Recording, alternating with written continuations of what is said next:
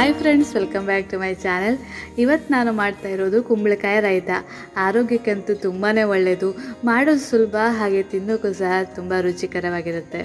ರಾಯ್ತ ಮಾಡಲಿಕ್ಕೆ ಬೇಕಾದಂತಹ ಕುಂಬಳಕಾಯಿನ ತೆಗೆದುಕೊಂಡು ಅದನ್ನು ಸಿಪ್ಪೆ ಸಮೇತವಾಗಿ, ಅಂದರೆ ಇಲ್ಲಿ ತೋರಿಸ್ತಾ ಇದ್ದೀನಲ್ಲ ಅದೇ ರೀತಿಯಾಗಿ ಸ್ವಲ್ಪ ದೊಡ್ಡ ದೊಡ್ಡ ಹೋಳುಗಳನ್ನಾಗಿ ಕಟ್ ಮಾಡ್ಕೊಂಡಿದ್ದೇನೆ. ನಂತರ ಒಂದು ಕುಕ್ಕರ್ ಪಾತ್ರೆಯನ್ನು ತೆಗೆದುಕೊಂಡು ಕಟ್ ಮಾಡಿಟ್ಕೊಂಡಿರುವಂತಹ ಎಲ್ಲ ಹೋಳುಗಳನ್ನು ಈ ಕುಕ್ಕರ್ ಪಾತ್ರೆಗೆ ಹಾಕ್ಕೊಂಡು ಒಂದು ಸ್ವಲ್ಪ ಮೇಲಿಂದ ನೀರನ್ನು ಚಿಮ್ಮಿಸ್ಕೊಳ್ತಾ ಇದ್ದೇನೆ. ಜಾಸ್ತಿ ನೀರು ಹಾಕೋದು ಬೇಕಾಗೋದಿಲ್ಲ, ಯಾಕೆಂದರೆ ಕುಂಬಳಕಾಯಿನೇ ನೀರು ಬಿಟ್ಕೊಳ್ಳೋದ್ರಿಂದ ಸ್ವಲ್ಪ ನೀರು ಹಾಕಿದರೆ ಸಾಕಾಗತ್ತೆ. ನಂತರ ಹೋಳಿಗೆ ಎಷ್ಟು ಬೇಕೋ ಅಷ್ಟು ಉಪ್ಪನ್ನು ಹಾಕ್ಕೊಂಡು ಈ ಕುಂಬಳಕಾಯಿ ಹೋಳುಗಳನ್ನು ನಾನು ಬೇಯಿಸ್ಕೊತೇನೆ. ಇಷ್ಟಾದ ನಂತರ ಒಂದು ಬೌಲ್ ಆಗುವಷ್ಟು ಕಾಯಿ ತುರಿಯನ್ನು ತೆಗೆದುಕೊಂಡಿದ್ದೇನೆ. ಹಾಗೆ ಒಂದು 5-6 ಹಸಿಮೆಣಸನ್ನು ತೆಗೆದುಕೊಂಡಿದ್ದೇನೆ. ನಿಮ್ಮ ಖಾರಕ್ಕೆ ಅನುಗುಣವಾಗಿ ಎಷ್ಟು ಹಸಿಮೆಣಸು ಬೇಕೋ ಅಷ್ಟನ್ನು ತಗೋಬೋದು. ಅವನ್ನು ಮಿಕ್ಸರ್ ಜಾರಿಗೆ ಹಾಕಿ ನುಣ್ಣಗೆ ರುಬ್ಕೋಬೇಕು. ನೋಡಿ, ಇಷ್ಟು ನುಣ್ಣಗೆ ಆದರೆ ಸಾಕಾಗತ್ತೆ. ರುಬ್ಕೊಂಡಿರೋ ಮಿಶ್ರಣಕ್ಕೆ ನಂತರ ನಾವು ಗಟ್ಟಿಯಾಗಿರುವಂತಹ ಮೊಸರನ್ನು ಸೇರಿಸ್ಕೋಬೇಕು. ಇಲ್ಲಿ ಮಜ್ಜಿಗೆಗಿಂತ ಮೊಸರು ಹಾಕಿದ್ರೇ ಚೆನ್ನಾಗಿರುತ್ತೆ, ಹಾಗಾಗಿ ನಾನಿಲ್ಲಿ ಮೊಸರನ್ನು ಸೇರಿಸ್ಕೊಂಡಿದ್ದೇನೆ. ಇಲ್ಲಿ ಕುಂಬಳಕಾಯಿ ಹೋಳುಗಳೆಲ್ಲ ಬೆಂದು ಪೂರ್ತಿಯಾಗಿ ತಣ್ಣಗಾಗಬೇಕು. ಪೂರ್ತಿಯಾಗಿ ತಣ್ಣಾದಮೇಲೆ ನಾನು ಒಂದು ಸೌಟ್ ತೊಗೊಂಡು ಇವನ್ನು ಮ್ಯಾಶ್ ಮಾಡ್ಕೊತಾ ಇದ್ದೇನೆ.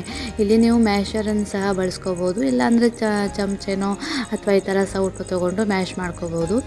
ಎಲ್ಲವನ್ನು ಮ್ಯಾಶ್ ಮಾಡ್ಕೊಂಡು ಆದಮೇಲೆ ನೋಡಿ ಈ ರೀತಿಯಾಗಿ ಕಾಣಿಸ್ತಾ ಇದೆ, ಪೂರ್ತಿಯಾಗಿ ಮ್ಯಾಶ್ ಮಾಡ್ಕೊಂಡಿದ್ದೇನೆ. ಇಷ್ಟಾದ ನಂತರ ನಾವು ಮೊದಲೇ ಮಿಶ್ರಣ ಮಾಡಿಟ್ಕೊಂಡಿದ್ದೀವಲ್ಲ, ತೆಂಗಿನ ತುರಿ ಮತ್ತು ಮೊಸರು ಹಾಕಿ, ಅದಕ್ಕೆ ಈ ಮ್ಯಾಶ್ ಮಾಡಿಟ್ಕೊಂಡಿರುವಂತಹ ಕುಂಬಳಕಾಯಿ ಹೋಳುಗಳನ್ನೆಲ್ಲ ನಾವು ಸೇರಿಸ್ಕೋಬೇಕು. ಇಷ್ಟಾದಮೇಲೆ ನಮ್ಮ ರಾಯ್ತಕ್ಕೆ ಒಂದು ಅರ್ಧ ಸ್ಪೂನ್ ಜೀರಿಗೆ, ಹಾಗೆ 1-2 ಸಾಸಿವೆ ಕಾಳು ಮತ್ತು 1 ಒಣಮೆಣಸನ್ನು ಹಾಕಿ ಸಿಂಪಲ್ಲಾಗಿ ಒಂದು ಒಗ್ಗರಣೆಯನ್ನು ಹಾಕ್ಕೋಬೇಕು. ಇಲ್ಲಿ ನೋಡಿ, ನಾನು ಒಗ್ಗರಣೆಯನ್ನು ಹಾಕ್ಕೊಂಡಿದ್ದೇನೆ. ಒಗ್ಗರಣೆಯನ್ನು ಹಾಕ್ಕೊಂಡಾದಮೇಲೆ ಚಿಕ್ಕದಾಗಿ ಹೆಚ್ಚಿಟ್ಕೊಂಡಿರುವಂತಹ ಕೊತ್ತಂಬರಿ ಸೊಪ್ಪನ್ನು ಮೇಲ್ಗಡೆಯಿಂದ ಹಾಕ್ಕೋಬೇಕು. ಹೋಳು ಬೇಯಿಸುವಾಗಲೇ ಉಪ್ಪನ್ನು ಹಾಕ್ಕೊಂಡಿರೋದ್ರಿಂದ ಮತ್ತೆ ಉಪ್ಪು ಹಾಕುವ ಅವಶ್ಯಕತೆ ಏನೂ ಇರೋದಿಲ್ಲ. ಮತ್ತೆ ಬೇಕು ಅಂತ ಅನಿಸಿದರೆ ಈ ಟೈಮಲ್ಲಿ ರುಚಿ ನೋಡಿಕೊಂಡು ನಾವು ಮತ್ತೆ ಉಪ್ಪನ್ನು ಹಾಕ್ಕೋಬೋದು. ಹಾಗೆ ಸ್ವಲ್ಪ ಮೊಸರು ಕಡಿಮೆ ಆಯಿತು ಅಂತ ಅನಿಸಿದ್ರೂ ಸಹ ಈಗ ನಾವು ಹಾಕ್ಕೋಬೋದು.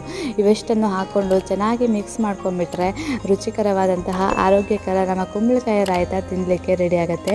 ಆರೋಗ್ಯಕ್ಕೂ ತುಂಬ ಒಳ್ಳೆಯದು. ತಟ್ಟಂತ ಒಂದು 15 ನಿಮಿಷದಲ್ಲಿ ಈ ರೆಸಿಪಿನ ನಾವು ಮಾಡ್ಬೋದು. ಇವತ್ತಿನ ಈ ರೆಸಿಪಿ ನಿಮಗೆಲ್ಲ ಇಷ್ಟ ಆಯಿತು ಅಂತ ಭಾವಿಸ್ತೇನೆ.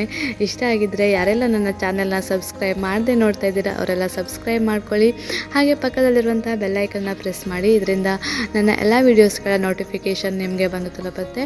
ಹಾಗೆ ಲೈಕ್ ಮಾಡಿ, ಶೇರ್ ಮಾಡಿ. ಮತ್ತೆ ಮುಂದಿನ ವೀಡಿಯೋದಲ್ಲಿ ಇನ್ನೊಂದು ರೆಸಿಪಿ ಜೊತೆ ಸಿಗ್ತೇನೆ. ಅಲ್ಲಿವರೆಗೂ ನಮಸ್ಕಾರ. Thank you for watching.